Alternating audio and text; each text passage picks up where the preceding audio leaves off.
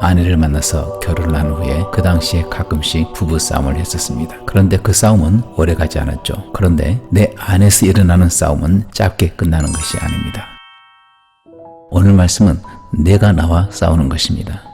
아니, 나는 한 사람인데 어찌 나하고 또 다른 내가 싸운다는 것입니까? 하지만 우리 안에는 하나의 자아만 있는 것이 아니고 두 개의 자아가 있습니다. 이는 구원받지 않은 사람에 관한 것이 아니고 하나님을 믿고 구원을 받아 예수님을 우리 안에 모시고 살아가는 성도에 관한 것이죠. 주님을 믿는 사람은 누구도 예외 없이 이 문제에 봉착하게 됩니다. 저는 30년 전에 아내를 만나서 결혼을 한 후에 그 당시에 가끔씩 부부 싸움을 했었습니다. 그런데 그 싸움은 오래가지 않았죠. 길어봐야 다음 날이면 거의 해결이 되어서 서로 화해를 했습니다. 그런데 내 안에서 일어나는 싸움은 짧게 끝나는 것이 아닙니다. 수십 년 혹은 육신이 죽을 때까지 계속이 되는 그런 싸움입니다. 그 싸움을 우리보다 먼저 살았던 사도 바울이 자신의 체험담을 글로 기록한 게 바로 로마서 7장입니다. 사도 바울은 로마서 7장에 이르자 계명, 즉 율법의 요구에 이르지 못하는 자신을 바라보면서 절망을 하고 이렇게 절규합니다. 아, 나는 얼마나 비참한 사람인가. 누가 이 죽음의 몸에서 나를 구해내겠는가. 이 바울의 한탄은 비단 바울의 한탄이 아닌 바로 우리 자신의 한탄이죠. 주 예수를 믿었지만은 말씀의 요구에 미치지 못하는 우리 자신을 바라볼 때 마음속 깊은 곳에서 한탄이 나옵니다. 여러분, 그렇지 않습니까?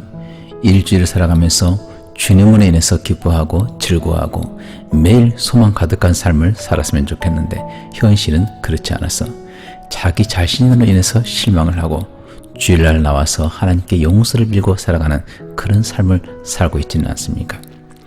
하나님을 알지 못할 때는 율법을 알지 못했기 때문에 자신이 죄인임을 깨달을 수가 없었습니다. 죄를 지으면서도 그것이 죄인 줄을 알지 못하는 사람은 비참함을 느낄 이유조차도 없습니다.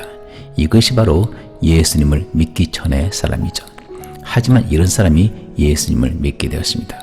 전에는 내가 내 인생의 주인이었기 때문에 하고 싶은 대로 내 마음대로 해도 아무렇지 않았는데 이제부터는 갈등이 고조가 됩니다. 왜냐하면 내 안에 새로 들어온 자아가 있기 때문에 이 두 자아가 싸우고 있기 때문이죠. 하나님의 계명이 내 안에 들어옵니다. 하나님의 계명은 지극히 의롭고 선한 것인데 지극히 약한 내가 그 계명을 받게 되니까 생명에 이르게 할 계명이 오히려 나를 죽음에 이르게 합니다. 계명을 따라 살고자 하는 원함은 있지만은 실제 행함은 없죠. 이로 인해서 절망케 되는 것이죠. 그럼 율법이 잘못된 것입니까? 아닙니다. 율법은 전혀 문제가 없고 완벽합니다. 로마서 7장 24절 현대인의 성경으로 읽겠습니다. 아, 나는 얼마나 비참한 사람인가요? 누가 이 죽음의 몸에서 나를 구해내겠습니까? 최근 코로나의 최고 정점을 찍은 급속도로 확진자가 증가했던 유럽 및 나라들을 보시기 바랍니다. 우리나라도 하루 확진자가 10만 명에 이릅니다. 전에는 코로나가 먼 곳에 있는 것 같았는데 이젠 내 코앞에 있는 것 같습니다. 참 위험해 보이고 미래가 없어 보이죠. 마치 밝은 읽은 24절과 같습니다. 사망의 몸입니다. 건져낼 방법이 없어 보입니다. 코로나 확진자 숫자가 최고의 정점에 이르고 있는 것처럼 율법이 억압하는 최고의 정점에 바울이 서 있는 것입니다. 율법이 이르게 되니까 하나님의 거룩한 요구가 나에게 오게 되니까 그것을 지키지 못하는 나를 보니까 비참합니다. 이 죽음의 몸에서 도대체 누가 나를 구해줄 것입니까? 이렇게 사도 바울은 절규하고 있는 것입니다. 이런 절망 가운데는 사도 바울에게 빛이 비추이죠. 8장에서 하나님은 놀라운 선물을 주십니다. 8장 1절입니다. 그러므로 이제 그리스도 예수 안에 있는 자에게는 결코 정죄함이 없나니 아무리 둘러보아도 이 죽음의 몸에서 나를 구할 사람이 없었는데 주 예수께서 나를 건지셨습니다. 죄와 사망의 법인 율법이 나에게 너는 죄인이고 너는 죄로 인해서 죽어야 한다라고 정죄했습니다.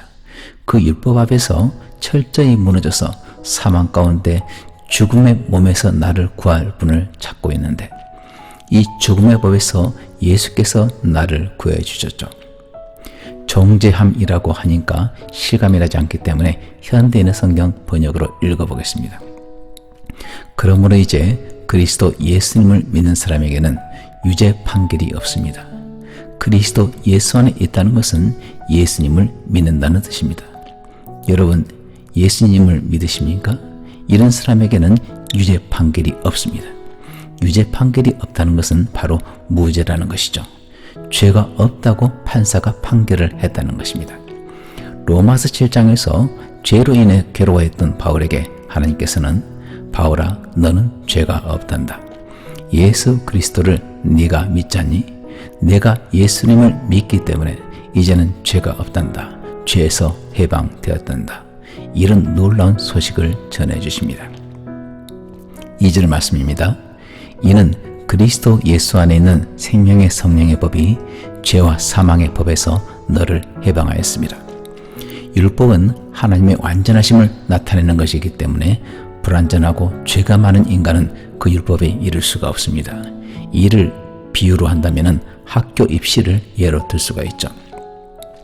제가 고등학교를 마치고 대학에 갈 때 각 대학의 과마다 커트라인이 있었는데 이는 이 대학에 해당 과를 입학하기 위해서는 적어도 몇 점 이상은 되어야 입학 자격이 있다는 것이었죠. 그런데 당시 서울대, 즉 제가 원하는 과를 들어가기 위해서는 대학 입시 성적이 280점 이상은 되어야 됐습니다. 하지만 당연히 제 성적은 그에 미치지 못했기 때문에 서울대에 들어가지 못하고 이보다 낮은 대학을 들어가야만 했죠. 그럼 서울대 커트라인 280점이 잘못되었기 때문에 제가 서울대를 들어가지 못한 것입니까? 그렇지 않습니다. 서울대는 적어도 280점 이상은 되어야 자기의 학교에 해당 학과에 들어올 가능성이 있는 것입니다. 280점이 문제가 있는 것이 아니고 그 점수에 이르지 못하는 내가 문제가 있었던 것이죠. 하나님의 율법은 죄가 없으시고 완전하신 하나님의 요구이시기 때문에 문제가 없습니다. 누구든 율법을 지킬 수 있는 완전함에 이른다면 하나님 나라에 들어갈 수가 있죠. 하지만 그 누구도 이 완전함에 이를 수 없기 때문에 비참한 사람이 된 것입니다. 2절에 두 개의 법이 나옵니다. 하나는 생명의 성령의 법이고 다른 하나는 죄와 사망의 법입니다. 죄와 사망의 법은 율법을 뜻하죠. 마치 서울대에 가고 싶은데 입학할 점수에 이르지 못하는 사람은 그로 인해서 좌절을 느끼듯이 누구도 율법이 요구하는 기준에 이르지 못했기 때문에 그에게는 죄와 사망이 닥칩니다. 절망 가운데서 죄와 사망의 법에서 누가 나를 구해줄 것입니까? 라고 외치는 사람에게 생명의 성령의 법이 오셔서 죄와 사망의 법에 있는 사람을 해방시켜 주셨습니다. 외국에 살고 있는 부모의 자녀들은 한국에 살고 있는 학생들에 비해서 대입에 불리한 점이 있기 때문에 대학에서는 그런 사람들을 위해서 특례 입학을 허용하고 있습니다. 실력이 조금 부족해도 그 학교의 기준에 약간 미치지 못할지라도 외국에서 오랜 기간 거주한 학생들에게는 한국에서 공부한 학생들보다 더 좋은 조건을 줘서 입학을 시키는 제도이죠. 이 비유가 적절할지는 모르겠지만 하나님께서는 율법의 요구에 이르지 못해서 죄와 사망의 굴레에 있던 우리에게 특례 입학을 허용하셨습니다. 외국에 있는 자녀들에게 특례 입학을 허용하는 대학과 같이 자격이 부족하더라도 예수 그리스도를 믿는 사람은 누구든 죄와 사망에서 벗어나서 능히 생명을 충만하게 누릴 수 있도록 특례를 허용하신 것이죠. 이것이 바로 죄와 사망의 굴레에 있던 바울이 깨닫게 된 놀라운 복음인 것입니다. 그런데 하나님은 왜 굳이 예수 그리스도를 믿어야만, 예수님을 통해서만 죄와 사망의 굴레에서 벗어나 생명을 얻도록 하셨습니까? 그에 관한 이유를 다음 절에서 설명합니다. 3절입니다. 율법이 육신으로 말미암아 연약하여 할 수 없는 그것을 하나님은 하시나니 곧 죄로 말미암아 자기 아들을 죄 있는 육신의 모양으로 보내어 육신의 죄를 정하사. 이 말씀을 현대인의 번역으로 읽어보겠습니다. 우리의 타락한 성품 때문에 율법이 연약하여 할 수 없는 그것을 하나님은 하셨습니다. 하나님께서는 죄 문제를 해결하시기 위해 자기 아들을 죄 많은 인간의 모양으로 보내시고 우리의 죄값을 그에게 담당시키신 것입니다. 우리는 타락했기 때문에 율법의 요구를 이룰 수가 없습니다. 율법은 문제가 없지만 내가 연약해서 지킬 수가 없는 것이죠. 우리가 못하기 때문에, 우리가 연약하기 때문에 하나님께서 그 일을 이루셨습니다. 우리는 죄로 인해서 율법을 이룰 수 없기 때문에 하나님은 우리 죄의 문제를 반드시 해결하셔야만 했습니다. 그런데 의문이 있죠. 하나님은 전능하시기 때문에 천지 만물을 말씀으로 이루셨는데 우리를 향해서 이렇게 말씀하시면 되지 않겠습니까? 너희 모든 인간들의 죄는 다 사라질지어다. 용서받을지어다. 참 간단할 것 같습니다. 굳이 예수께서 오시지 않아도 말씀 한마디면 될 것 같습니다.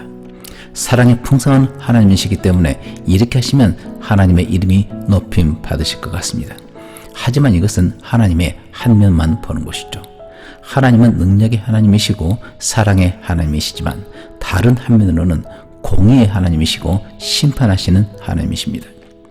재판석에서 사람을 죽인 살인자가 있는데 그 살인자의 재판을 맡은 재판장이 마음이 참으로 너그럽고 사랑이 많아서 이렇게 판결했다고 생각해 보십시오. 당신은 사람을 죽인 살인범이지만은 자신의 잘못을 뉘우치고 있기 때문에 내가 당신을 특별히 사랑해서 무죄를 선고하겠습니다. 이렇게 재판했다면 이 재판관은 사랑은 많아 보이지만은 공의롭지가 않은 불의한 재판관이라 할 수가 있습니다. 죄를 지은 사람은 반드시 죄에 따른 심판을 받는 것이 하나님의 공의입니다. 때문에 하나님은 사람의 죄의 문제를 반드시 해결하야만 했는데 사람은 연약해서 해결할 수가 없기 때문에 자기 아들을 죄 많은 인간의 모양으로 보내셨습니다. 우리가 죽어야 되는데 우리 대신 아들에게 죄값을 담당시키신 것이죠. 이렇게 하심으로 인류를 사랑하시는 하나님의 사랑을 만족시키셨고 또한 인류를 대신해서 아들을 심판해서 죽이심으로 하나님의 공의도 만족을 시키신 것입니다. 존 메가더의 말입니다. 십자가는 하나님의 무한한 사랑과 흉악한 죄악의 증거입니다. 정말 실감이 납니다. 십자가를 통해서 하나님의 무한한 사랑을 봅니다. 십자가를 통해서 흉악한 나의 죄악의 증거를 봅니다. 그리고 십자가를 통해서 죄를 미워하사 죄를 심판하시는 하나님의 공의를 봅니다. 3절 말씀에서 우리가 할 수 없는 것을 하나님은 아들에게 죄값을 담당시키심으로 문제를 해결하셨습니다. 우리 죄를 지고 죽으셨고 죽음을 이기고 부활하신 분이 예수 그리스도이십니다. 그러므로 다른 이로는 구원을 얻을 수가 없고 예수 그리스도를 통해서만 구원을 얻을 수가 있는 것입니다. 4절 말씀입니다. 육신을 따르지 않고 그 영을 따라 행하는 우리에게 율법의 요구가 이루어지게 하려 하심이니라. 우리 육신의 힘으로는 율법의 요구를 이룰 수가 없습니다. 때문에 율법의 요구를 이루기 위해서 성령님을 따라서 행해야죠. 사람 안에는 옛자와 새자가 있습니다. 옛자는 하나님의 성령이 사람의 인격 속에 들어오기 전 사람, 즉 옛사람이죠. 하지만 성령이 오시면은 새자, 새 사람이 됩니다. 하나님을 알고 하나님을 영화롭게 하는 자아이죠. 이것은 그냥 생기는 자아가 아닙니다. 바른 생활하고 술도 끊고 잘 살자라고 하는 그런 인간적인 결심이 아니죠. 이것은 인간의 의지가 아닌 것입니다. 새 자아는 하나님을 알고 그분을 영화롭게 하고자 하는 그런 자아인데 이것은 하나님이 주신 것입니다. 육신은 나만 생각합니다. 내가 어디서 왔는지 관심이 없고 내 인생의 주인은 나이고 육신의 생각대로 육신이 좋아하는 대로 쾌락을 따라 움직입니다. 육신에 속한 사람은 하나님에 대한 관심도 없습니다. 이 육신은 바로 아담에게서 온 것이죠.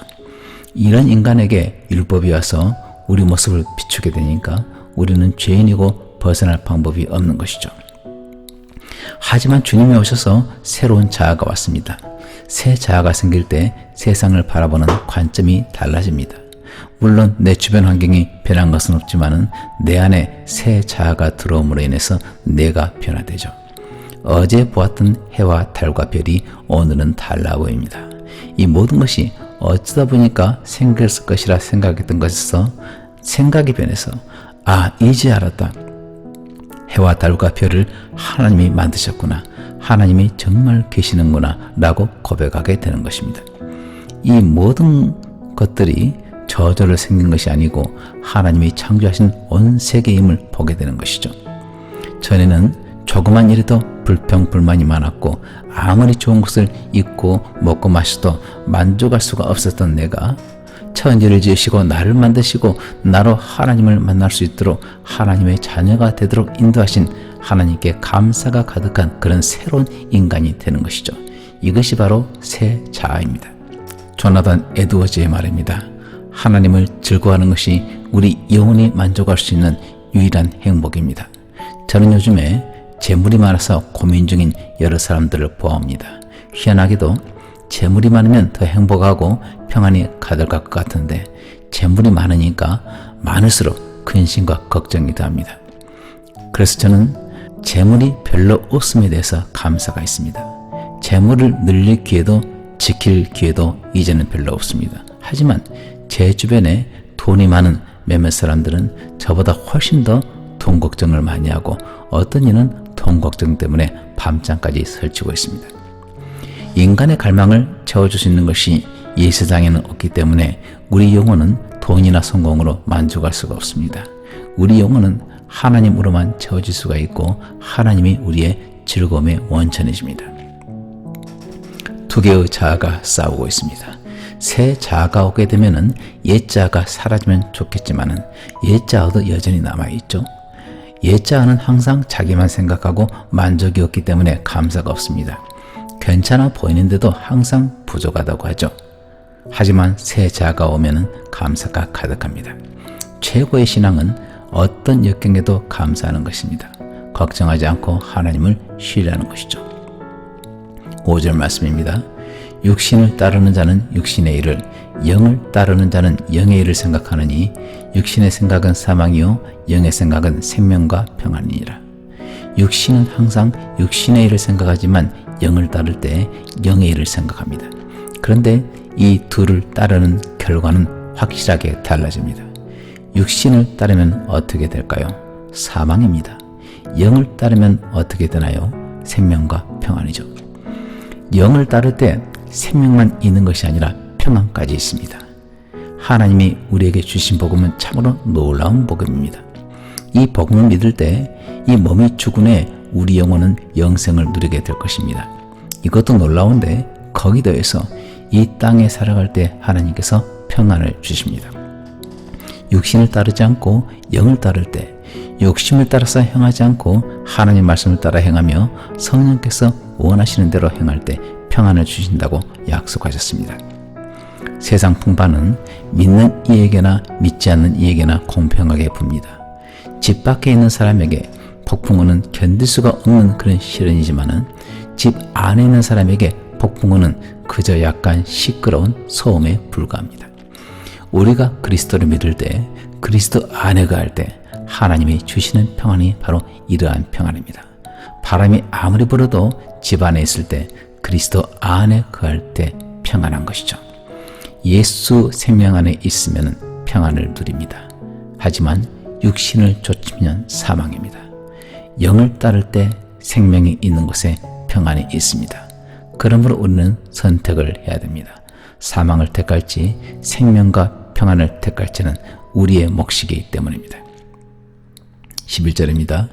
예수를 죽은 자 가운데서 살리신 이의 영이 너희 안에 거하시면 그리스도 예수를 죽은 자 가운데서 살리신 이가 너희 안에 거하시는 그의 영으로 말미암아 너희 죽을 몸도 살리시리라.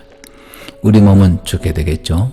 육신을 따르든 성령을 따르든 몸은 죽게 되는데 성령을 따르는 사람의 몸은 그리스도를 죽은 자 가운데서 살리신 영이 죽을 우리의 몸도 다시 살리실 것입니다. 예수를 살리신 그 성령께서 우리 몸까지 살리실 것입니다. 우리는 몸이 부활해서 하늘나라에서 영원토록 하나님을 예배하고 영생을 누릴 것입니다.